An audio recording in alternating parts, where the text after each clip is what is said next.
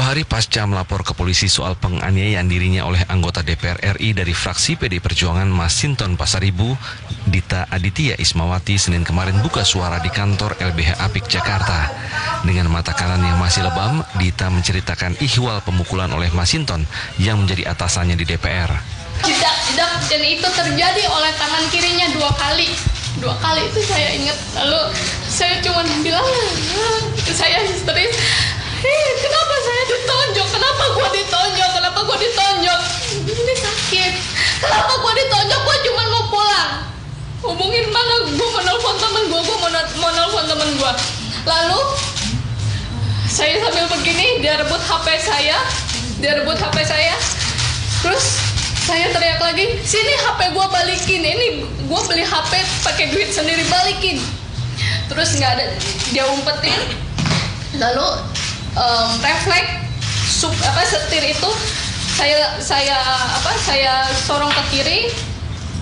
Terus ini nih HP lu, dia baru begitu. Pemukulan terjadi pada Kamis malam 21 Januari lalu. Malam itu Dita berada di sebuah kafe di Jakarta Pusat bersama rekannya. Menurut Dita, Masinton beberapa kali menghubungi dan kemudian menjemputnya bersama seorang sopir. Karena mobil Dita masih terparkir di kantor DPW Nasdem, Dita minta sopir untuk mengambilnya.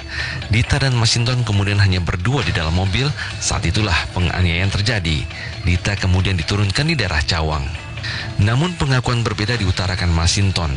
Menurut Masinton, Dita lah yang minta dijemput.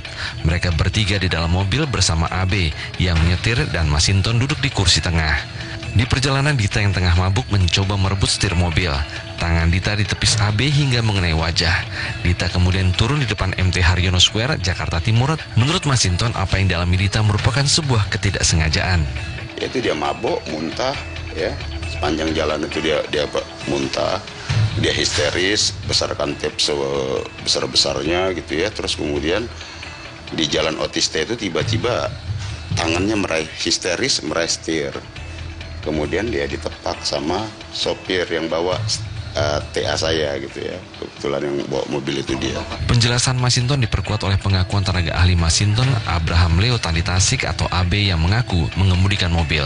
Nyetir begini tiba-tiba ditarik kan kita kaget kan, sambil ngerem, mobil juga matic juga susah kendaliinnya kalau matic ngeremnya, tangan begini, itu mungkin yang ngenain wajahnya. Jadi nggak ada, kita nggak mukulin dan habis itu kita ngomong ya udah kalau memar, ya udah kalau matanya sakit, udah berobat dulu, dikompres dulu lah paling enggak, kalau nggak mau ya udah. Dua pengakuan berbeda dari pihak yang terlibat tentu saja jadi bahan pertimbangan polisi dalam penyelidikan kasus ini. Kuasa hukum Dita di LBH Apik, Nur Syahbani Kaca Sungkana menyebutkan kasus kekerasan terhadap Dita bukanlah yang pertama terjadi. Pada pertengahan November 2015, Masinton pernah memukul Dita di apartemen Dita. Hal itu tidak dilaporkan ke pihak yang berwajib karena Masinton berjanji tidak akan mengulanginya. Ada kejadian sebelumnya tertanggal 17 November.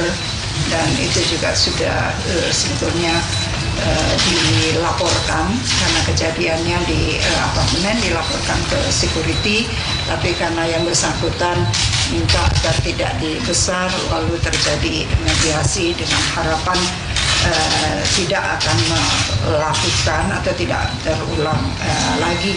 Tahunya terulang jauh lebih parah dari yang pertama. Dita mengakui Masinton geram karena Dita keluar larut malam dan bepergian dengan temannya dari Partai Nasdem. Cuma nongkrong aja kok, nggak ngapa-ngapain. Saya nongkrong aja. Terus dia bilang, nggak tahu malu. Jam segini masih keluar nongkrong sama laki-laki, dia bilang gitu kan. Loh, kan wajar. Saya hangout, saya nongkrong. Terus saya nangis karena memang di situ kan ada maki-makian, saya nangis. Usai melapor ke LBH Apik di Jakarta Timur, Dita Aditya Ismawati bersama kuasa hukumnya mengadu ke Komnas Perempuan di kawasan Menteng, Jakarta Pusat. Dita melaporkan perbuatan penganiayaan ke Komnas Perempuan ini karena kasusnya adalah murni kriminal. Sebelumnya laporan Dita ke Bareskrim Polri terkait dugaan penganiayaan oleh anggota Komisi 3 DPR Masinton Pasaribu dilayangkan Sabtu malam lalu.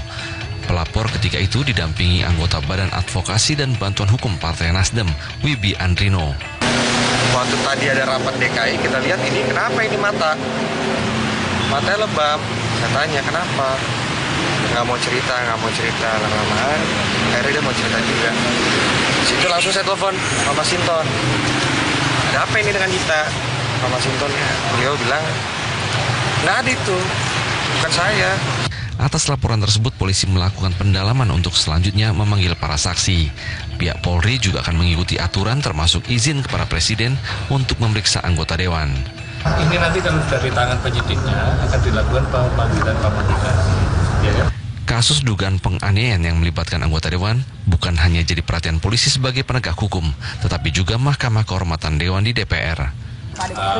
Kita masih memantau nanti apakah dari pihak kepolisian komunikasi dengan kita, ya kita memantau. MKD sendiri sudah akan memproses ini atau belum? Saat ini belum. Kenapa tuh Pak? Ya kan belum ada dorongan. Karena belum ada laporan juga. Itu kan. Kasus kekerasan ini memang tidak bisa dibiarkan, terlebih melibatkan anggota Dewan. Namun tentu saja harus dilakukan penyelidikan yang proporsional agar siapa yang bersalahlah yang menerima ganjaran hukumannya. Tim Liputan Indosiar melaporkan dari Jakarta.